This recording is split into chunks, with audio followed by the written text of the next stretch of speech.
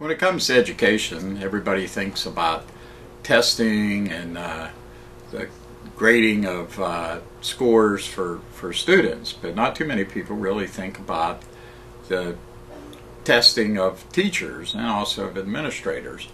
And under Pennsylvania's current evaluation system, kind of shows things really aren't working too well.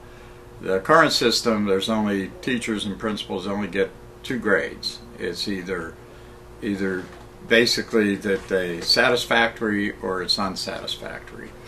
And back in 2009-2010 school year, 99.4% of all teachers across the state received satisfactory ratings.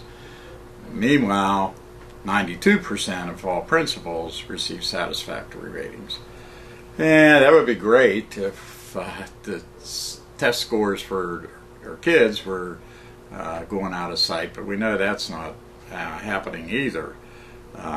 Basically, 1 in 4 students are scoring below the proficiency ratings in reading, and 1 in 3 students are scoring below proficiency ratings in math across the state. So obviously these ratings aren't really based in reality. And while we've been critical of Governor Corbett for his cutbacks in education, forcing school boards in some cases to make really horrific decisions about cutting courses, cutting teachers, increasing class sizes, that sort of thing. But we do give Governor Corbett credit for taking the lead role in trying to come up with a better system of teacher evaluations. And actually the state legislature passed a law, and it sets up criteria for how teachers should be evaluated.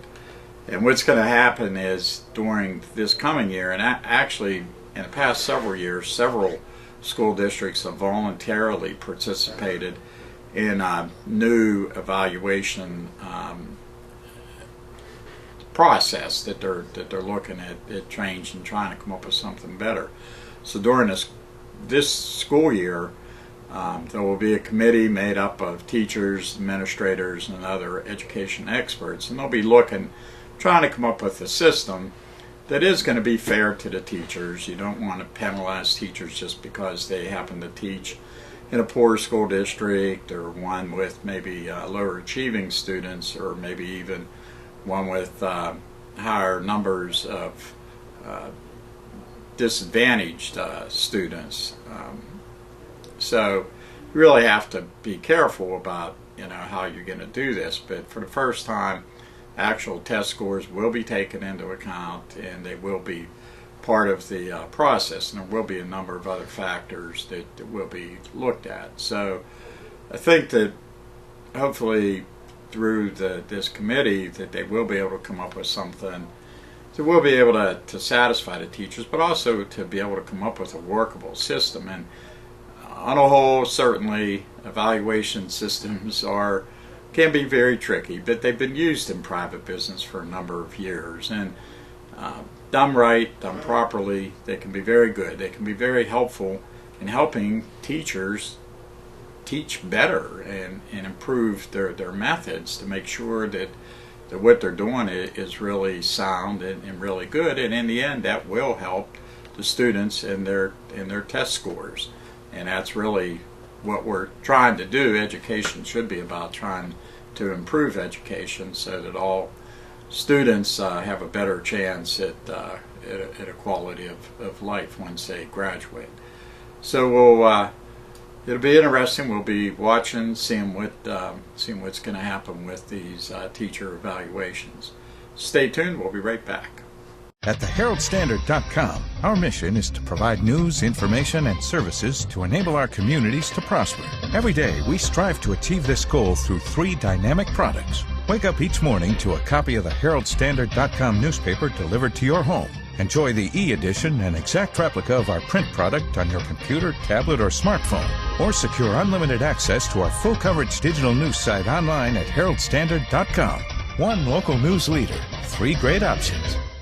We're talking about teacher evaluations, and right now it's not a very good process. Either teachers get ranked satisfactory or unsatisfactory, and 99.4% of teachers back a couple years ago received satisfactory rankings. 99.2% of principals received satisfactory.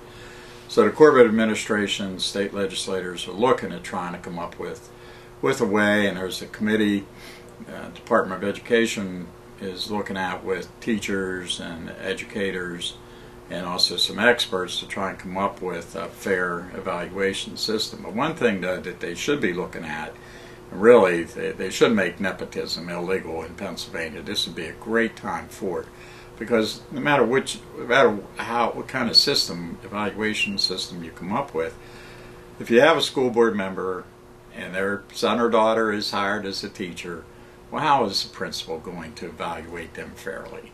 And that just skews the whole system, and really it would be better off. The education system would be improved tremendously. We only have to look at Fraser School District here in Fayette County and how much better their test scores are than the other school districts in Fayette County. And the officials at Fraser have said that the nepotism rule that they have, the ban on nepotism, is a big reason why their test scores, why they've done so well. So this would be a great opportunity now for the state to just ban nepotism and get away from this practice once and for all. So we want to hear what you have to say now. You can please send us a letter, 8-18 Church Street, Uniontown, PA, or you can email it to mokeefe@heraldstandard.com. If you have any questions, you can always call me at 724-439-7569. We definitely want to hear what you have to say. So that's going to be it for this week. My name is Mark O'Keefe. I'm Executive Editor for Herald-Standard.com. Thanks for watching, and we'll see you later.